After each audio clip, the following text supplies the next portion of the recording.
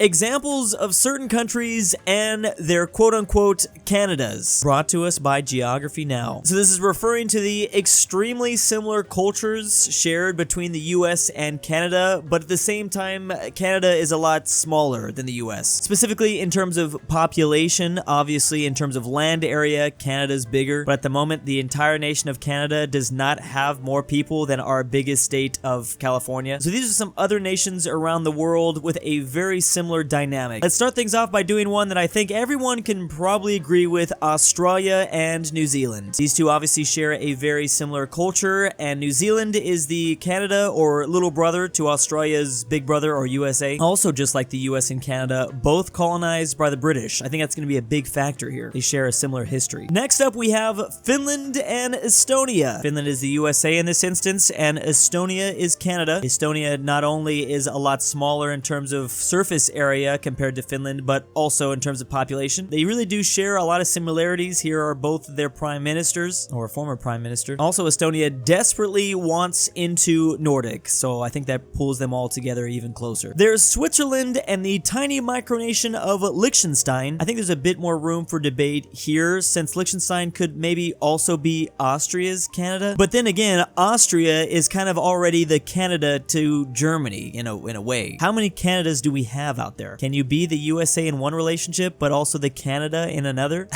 How many levels deep does it go? I mean, with Czechia and Slovakia, they were literally one nation not even that long ago, so I can see that. I wonder what else we're missing. I'm sure there's more examples here. Here's a map showing the most common type of homes around Europe. So these can be broken down into three categories: detached houses, semi-detached houses, or flats. A detached house is something that would look like this. Obviously, there are no neighbors with a shared wall. I'm thinking like the suburbs. Meanwhile, semi-detached houses are houses, but they aren't standalone technically. They might have a shared wall or side. Sometimes they are directly like one house split down the middle. We also have these as another type of example. And finally, we have flats, or for my Americans out there, basically apartments. It's basically like a single building with a bunch of people living inside of it with their own spaces. I find this really interesting because this is something I didn't really pay attention to when I made my own travels throughout Europe. Of course, this is going to greatly depend on what part of the country you're focusing on. I'm sure all these places have like rural areas where they have like detached houses and stuff like that, but I'm sure we're actually using like the biggest majority of the country, where they're living, what style of housing. I wonder if this can all come down to really population density. So all these red nations, these people are living mostly in detached houses. The reason why I say that is because it's hard to live in a detached house if you live in a city, basically like a giant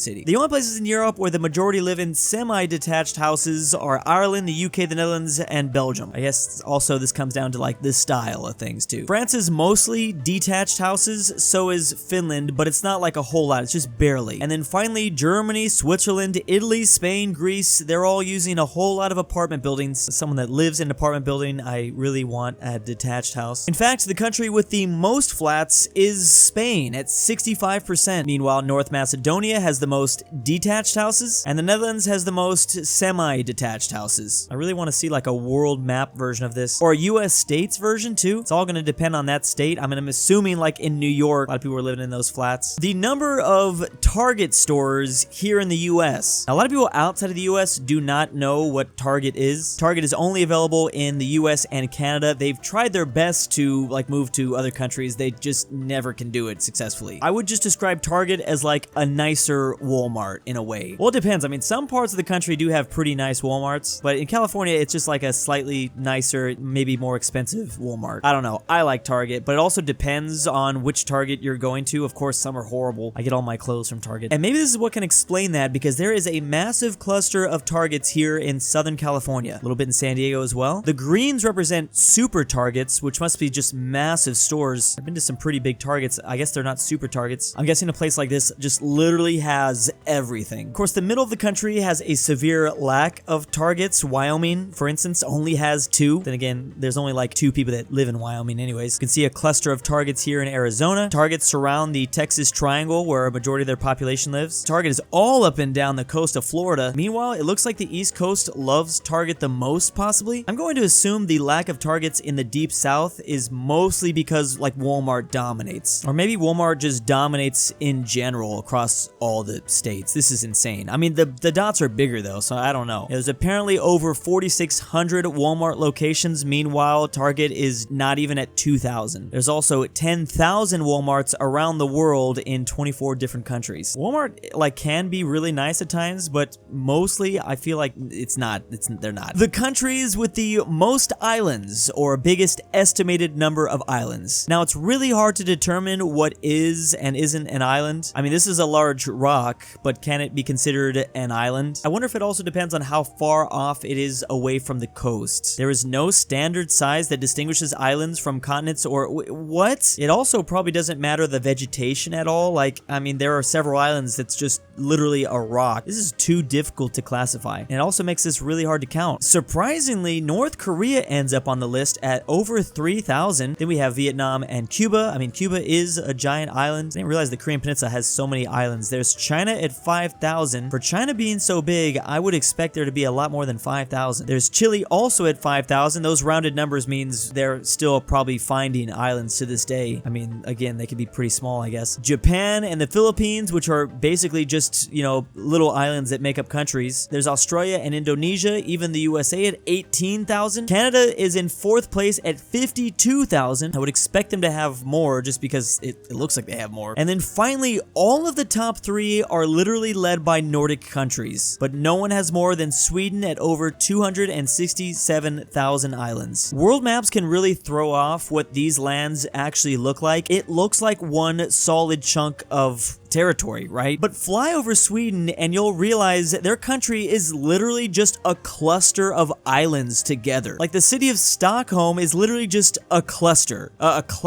of these little things just dotting the coast. Look at this. Look at all the water you can find. And it's like that throughout the entire country. It's just water, and I mean, that's, I guess, just what this frozen land does to you. I mean, going up the coast, it's crazy. Finland is also extremely similar. Like, I mean, if there's no definition for what is actually an island, then yeah, they're gonna have a whole bunch of them. On July 11th, 2023, the Iberian Peninsula briefly became basically Mordor. That's how hot it got in this region of Europe on that day. I give them a week before they start building the giant eye. Obviously, Spain can be considered in the south of Europe, so they are gonna get a bit hotter than other places. They're a lot closer to Africa and the Sahara Desert, but this is insane. Those white levels, that is above 60 degrees Celsius. That is 140 degrees Fahrenheit. No, thank you. I don't want to experience that. Indonesia is so wide, if we placed it in the Atlantic Ocean, you can travel from Portugal to the city of Boston. Of course, you'd have to take a boat for that because it's not all connected. Indonesia is like a series of islands. I mean, technically, it goes even further than that. You're like in Galicia, Spain, and it reaches all the way across this ocean. Like, I think we underestimate just how wide this country actually is. And technically, you can put it over the US, and it's wider than even the US. And the problem for Indonesia is because they're located so close to the equator, flat maps really squish them down, just like they do to Africa. Africa is a massive continent, but you wouldn't know it because of the way projections work. But as soon as you drag this way above the equator, it is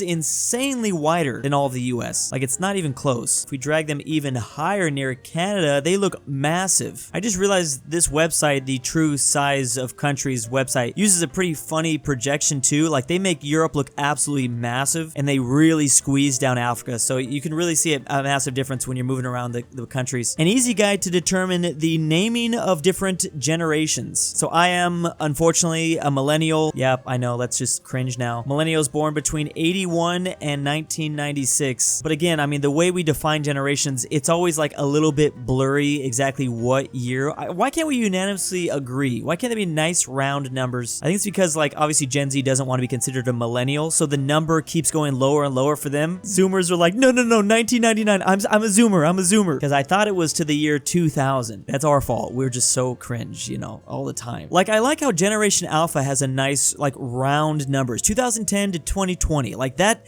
Just do it like that. I thought it was every 20 years or 15 years. Anyways, the first generation on this list is the Lost Generation, 1883 to the 1900s. They went through such an insane period. Like, they would see World War I, the Great Depression, World War II. They would probably live long enough to see Prometheus go to the moon, but also see the first flight of a plane. There's also the greatest generation, which was born between 1901 and 27. These people mostly fought in WWE2. Well, technically, early ones fought in WWE1. They fought in the World Wars. I guess that's why they called the greatest generation. There's the silent generation that went through some rough times, at least here in the US, because of the Great Depression and WWE2. Then there's the baby boomers, very easily defined as, like, you know, people born after WWE2 and like during the Cold War, at least the early stages of the Cold War. There's Generation X, which my parents are. I feel like a lot of people, my friends, have Gen X parents. I feel like Gen X has Fight Club. Like, that was their movie. Fight Club perfectly represented Gen X when Brad Pitt talks about they had no great war, no great recession or depression. They're just the overlooked, you know, yada yada. I'd rather be overlooked than a millennial at this point. Like, it's just so bad.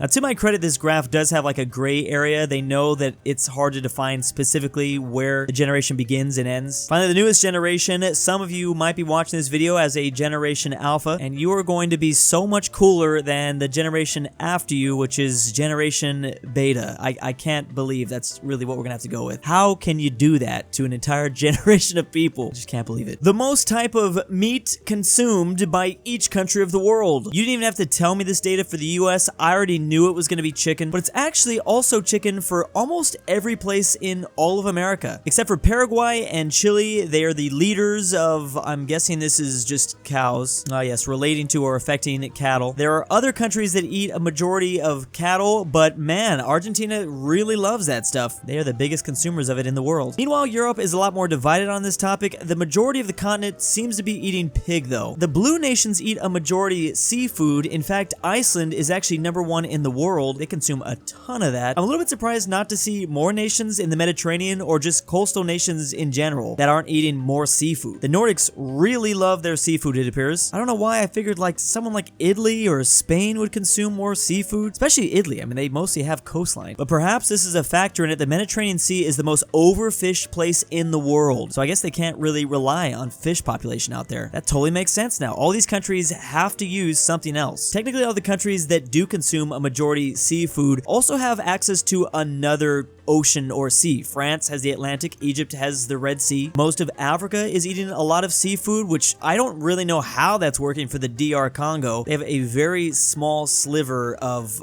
coastal territory. Are they using this lake here? That's amazing. How is Zambia doing it too? Breaking down the US would be interesting in this category because obviously, you know, more of the coastal states would love their seafood, but we have so much of the interior that can't rely on seafood. Finally, there's a couple nations that are consuming majority goat meat. That's Afghanistan and Mongolia, Syria, Algeria, and Mauritania. In fact, Mongolia is the world leader in consuming goat. Finally, almost all of South Asia, East Asia, and Southeast Asia really love seafood. Really, that's not surprising. Well, it is a little surprising that Taiwan isn't eating a lot of seafood. I mean, it's not like Nepal and Bhutan have access to that stuff. Hong Kong is the world leader in consumption of pig meat, but fish and seafood are eaten here even more. That's crazy. Finally, there's still one nation left off the list. That's Botswana in gray. That is other meats. Oh, there's actually two nations. I didn't find the other one. So perhaps that's rabbit. There are some countries with like no data though. Holy crap. What are they eating in Papua New Guinea? What does that mean? Don't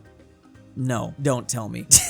Big thanks to my patrons. I have cloned Drew and I'm now training him to fight the imposter doing these videos. Subscribe to Drew now. John Denver. Australia is real. I am not a fat no normal Argentinian Henson. Amateur Archaeology. Inquisitor. KirinoIsBestGirl. Luxembourg Lover. Robert. The Polish-Lithuanian Commonwealth. The Mexican Twickenhamster. And why am I doing this?